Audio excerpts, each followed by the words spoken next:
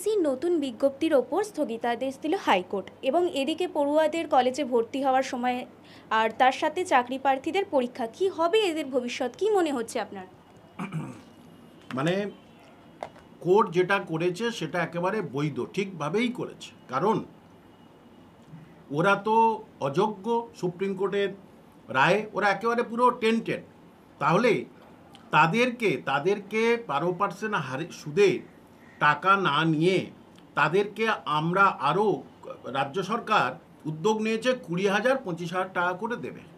এটা কি করে সম্ভব যে সুপ্রিম কোর্টের অর্ডার আপনি মানছেন না, বরঞ্চ তাদেরকে আবার ফের ভাতা দিচ্ছেন?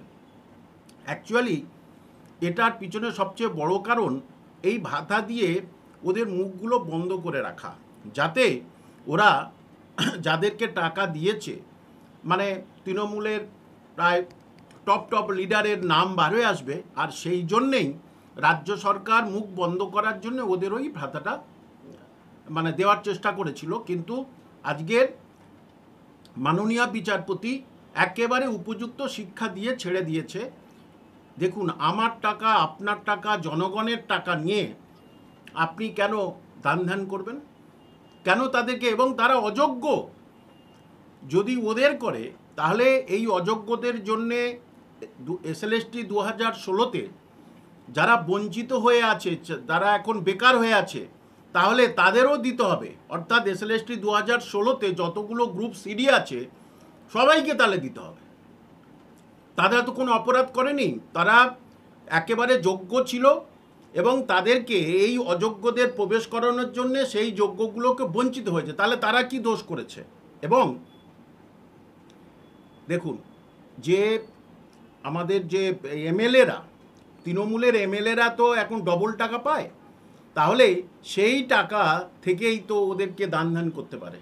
জনগণের টাকায় কেন হবে? এটা তো কোনোদিন মেনে নেওয়া যায় না। এবং মুখ্যমন্ত্রী ইচ্ছা করেই এই জিনিসটা করলেন। এইবারে বলবেন যে দেখো, তোমাদের জন্য আমি ভাতা দেওয়ার চেষ্টা করেছি, তাহলে তবু দেখো এই কোর্টে গিয়ে এরা ভাতাটা বন্ধ করে দিয়েছে। কিন্তু যখন তখন যা খুশি মনের ইচ্ছা হলো আইন বিরুদ্ধ কাজ করলাম, অসাংবিধানিক কাজ করলাম, সেটাই কোর্ট মেনে নেবে? নিশ্চয়ই কোর্ট মেনে নেবে না। সুতরাং কোর্ট যা করেছে দারুণভাবে রায় দিয়েছে। এবং কেন আপনি ভাতা দেবেন সেটা জানাতে হবে। সেটা কিভাবে জানাবে এখন দেখি। কেন আপনি ভাতাটা দিচ্ছেন, টাকাটা কোথা থেকে আসছে, সেইটার উপযুক্ত ওখানে কারণ দর্শাতে হবে। সুতরাং এটা সুপ্রিম কোর্টে যাক আর যেখানে যাক, কারণ সুপ্রিম কোর্টের অর্ডারে তারা টেন্টেড, তারা অযোগ্য। আবার তাদেরকে জামাই আদর কেন, তাদের গায়ে মাথায় হাত বোলানো কেন? ওই যে বললাম, কারণ একটাই, যে তারা তাদের মুখটাকে পুরো বন্ধ করে দেওয়া এই টাকা দিয়ে, যাতে তারা দুর্নীতি, যে সমস্ত দুর্নীতিগ্রস্ত লোকজন টাকা নিয়েছে তাদের নামটা তারা যেন না বলে। কিন্তু হাইকোর্টের রায় বেরোনোর পর কুণাল ঘোষ বিচারপতির নিরপেক্ষতা নিয়ে প্রশ্ন তুলছেন, কি বলবেন এই বিষয়ে? দেখুন, বিচারপতি এইগুলো বিচার সাধারণ মানুষ করবে না পলিটিক্যাল লিডাররা করবে? বিচার তো করবে বিচারপতিরাই, এটা আমাদের সংবিধানের অংশ, কথা। সুতরাং বিচার পদ্ধতি এই যে সাধারণ মানুষ বলবে এই সঠিক বিচার হয়েছে। কেন ওই আমরা কি ভুলে যাচ্ছি যে ওরা অযোগ্য? আমি বলছি না, অন্য কেউ বলছে না, হাইকোর্ট বলেছে, সুপ্রিম কোর্ট বলেছে। তাহলে সেই অযোগ্যদের আমি কিভাবে টাকা দিতে পারি? এটা তো কোনোভাবেই মানে বাস্তবের সঙ্গে, এটা সিনেমায় হতে পারে, এরকম ধরনের রঙিন গল্প ফেদে রাজ্যবাসীকে বিভ্রান্ত করার চেষ্টা ছাড়া আর অন্য কোনো কিছু নেই। সুতরাং যে রাজনৈতিক লিডার বলুক না কেন যে কোর্ট সঠিক রায় দেয়নি, দেখুন যেটা তৃণমূল কংগ্রেসের বা এই সরকারের পক্ষে যাবে যে রায়, সেই রায়কে বাহবা জানাবে। আর যে রায়টা ওদের বিপক্ষে যাবে সেই রায়টাকে ওরা বলবে এ রায় ঠিক হয়নি। এটা কি করে হয়? এটা এখন মানা যায় না। সুতরাং বিচারপতি সঠিক রায় দিয়েছে এবং এই রায় প্রাপ্য। আপনারা যান না, হায়ার কোর্টে যান না, কোনো অসুবিধা নেই। এ না রায় পছন্দ হয়নি, হায়ার কোর্টে যান, হায়ার কোর্টে আরও চরম রায় দেবে। সেটা সেইটার অপেক্ষায় আছি, দেখি হায়ার কোর্টে কি করে যায়।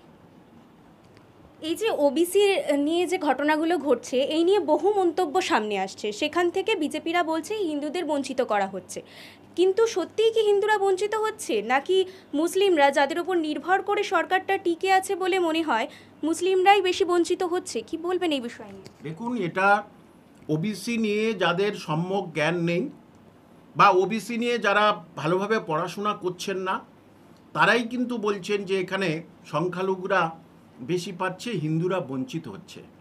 একেবারে এই যে নতুন 3/6/2025 যেটা বার করলো আদার ব্যাকওয়ার্ড ক্লাসেস ওবিসিদের জন্য লিস্ট দিল, সেখানেই পরিষ্কারভাবে আমরা দেখতে পেয়েছি যে মুসলিমরা সাংঘাতিকভাবে বঞ্চনার শিকার হয়েছে এই লিস্টে। অর্থাৎ যারা ওবিসি এ ছিল তাদেরকে বাদ দিয়ে তাদের করেছে ওবিসি বি, কেউ ওবিসি বি ছিল তাদেরকে দিয়েছে ওবিসি এ, তাহলে এবং তার উপরে স্টে হয়ে গেছে 31শে জুলাই পর্যন্ত। তাহলে তারা এই সামনে এসএলএসটির পরীক্ষায় তারা বসবে কি করে? তাদের তো কোনো বৈধ সার্টিফিকেট নেই এবং তারা সুযোগ সুবিধা থেকে বঞ্চিত। শুধু এখানেই বলছি না, কলেজগুলো 12 লক্ষ তারা বঞ্চিত, সে হিন্দু হোক আর মুসলিম হোক। এবং নতুন লিস্টে দেখেছি এখানে অনেক হিন্দু ভাই বোনদের তাদের টাইটেল এখানে প্রবেশ করেছে। সুতরাং যারা লিস্টটা দেখবে বা 1993 লিস্ট দেখবে, 2012 লিস্ট দেখবে এবং যেটা 3/6/2025 বার হয়েছে, এইটা দেখলে তাহলে বুঝতে পারবে তারা যে এখানে অনেক হিন্দুরা এই ওবিসির মধ্যে চলে এসেছে নতুন। সেখানে অনেক মুসলিমদের তাদের কিন্তু কাট অফ করা হয়েছে, এখান থেকে কাট অফ করা হয়েছে এবং বঞ্চনা করা হয়েছে। এখানে এ থেকে বি, বি থেকে এরকম করা হয়েছে। সুতরাং যারা বলছেন আমি তাদের সঙ্গে একমত একদম নয়।